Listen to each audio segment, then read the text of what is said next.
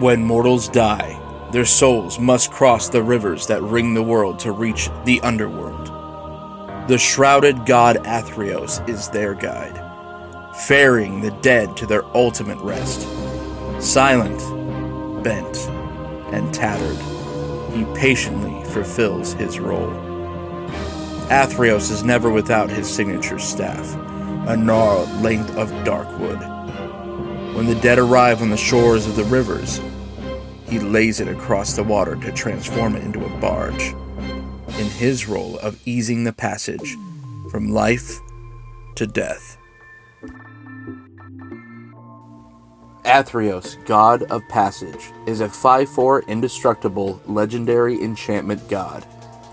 Like other multicolored Theros block gods, he isn't a creature on the battlefield, unless your devotion to white and black is 7. Athreos is his own #1 fan, adding 2 devotion of his own as part of his very reasonable 3 CMC, or converted mana cost. What really makes this an interesting commander choice is his ability of choice to your opponents. Whenever another creature you own dies, return it to your hand unless target opponent pays 3 life. Giving your opponents choices are historically bad at Magic. WotC, stop trying to make Punisher happen. But, in rare cases like cards such as Fact or Fiction, or Jace, Architect of Thought, choices can be crafted to punish players.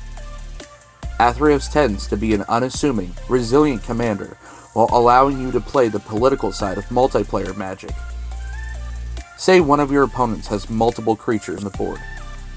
You can play your Fleshback Marauder and make her sacrifice one of those threats. Then, while your undead sack of potatoes is on his way to his final resting place, you target another player that has no creatures on the battlefield. With Athreos' ability, and I guarantee you that player will elect to have your zombie grenade put back into your hand so you can eliminate the second threat. Rinse and repeat. So now that you know the god behind the cowl, let's meet his posse. First off, however, I want to add this disclaimer. This is by no means a cutthroat competitive deck. This is, dare I say, somewhat of a budget deck. These are cards I had lying around, and if you want to upgrade this, go for it. Now, without further ado, let's start with the land base.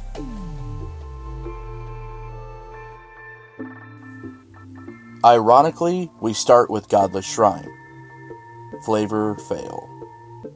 Followed up by your standard package of Orzhov dual-colored lands in Concealed Courtyard, Isolated Chapel, Caves of Koilos, Shambling Vents, Orzhov Basilica, Scoured Barrens, Orzhov Guildgate, Forsaken Sanctuary, Tainted Field, and Athreos' humble abode, Temple of Silence.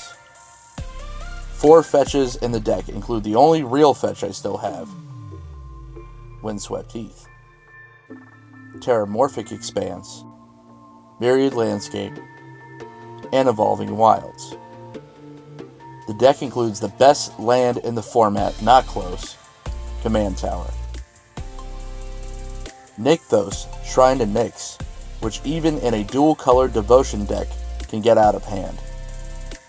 Urborg, Tomb of Yawgmoth, who is the Oprah of swamps.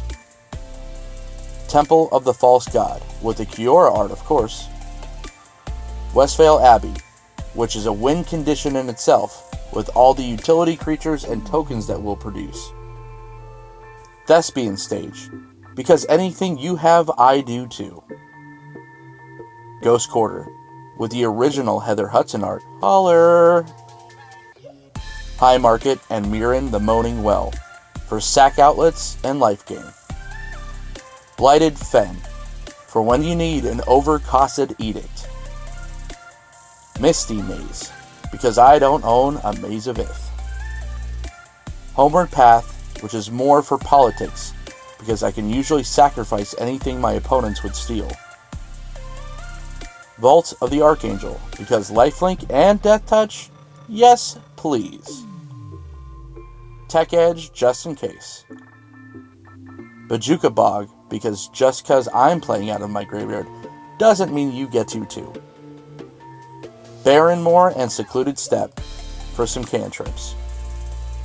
Finally, 3 swamps and 2 plains. Now it's time to meet the entourage. The best sack outlet creature, Viscera. After the video, tweet Coach from the Card Bazaar and tell him OrzhovDunn told you to ask him about Viscera. No, seriously, do it. Eily, Eternal Pilgrim. 2 Devotion, Death Touch, and a sack outlet? Oh, behave.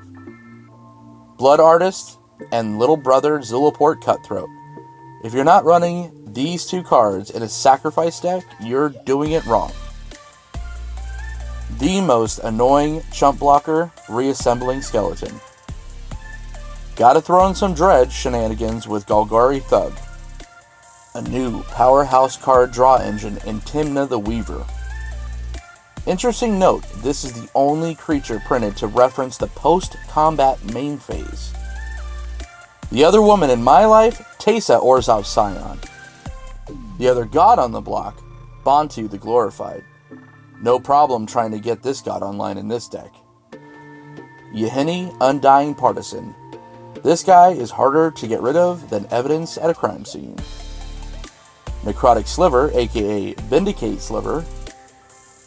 2 very important creatures mentioned earlier, Fleshbag Marauder and Merciless Executioner.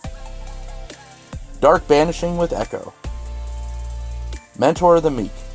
Card advantage is hard to come by in these colors. More dredge fun with Stinkwood Imp. This one digs deeper, also with flying and death touch. Ghost Uncle. The OG gets the nod over Ghost Dad due to it being a sack outlet. More removal on a stick, this time with First Strike. Mind Slicer. When you want to piss everyone at the table off. The other half to Tymna, Ravos Soul Tender. He slices, dices, and makes Julian fries. Sidisi Undead Vizier. Tutor it up! Make your undead army today with Ghoul Collar Gisa. The most confusing magic art award goes to the bouquet of flowers with wings. Revelark. Meet Gary, the devoted zombie that drains you some life. Geist-honored monk never shows up stag to the school dance. As well as her male counterpart, Knight Captain of Eos. Very underrated hand destruction card in Sadistic Hypnotist. Corpse Connoisseur is a cheap replacement to Entomb, and arguably better due to it being recursive. Voldaren Pariah because I'm obsessed with Eldrazi. Shriekmaw, see Bone Shredder and Necrotal. Cloud Goat Ranger, see Geist Honored Monk. The not so popular Ob Nixilis Unshackled, however, the best version for this kind of deck. I don't own a Grave Titan anymore, but this Gearhulk is the cat's pajamas. On to the enchantments. Phyrexian Reclamation, one of the best graveyard recursion cards. Here's a spicy number in Hidden Stockpile, the little engine that could. Want to become an instant target? Play a Luminarch Ascension on turn 2. Animate Dead lets you get back your overcosted fatties from your graveyard, or your opponent's yard. This card! One of the only good things to come out of Nemesis, Fanatical Devotion.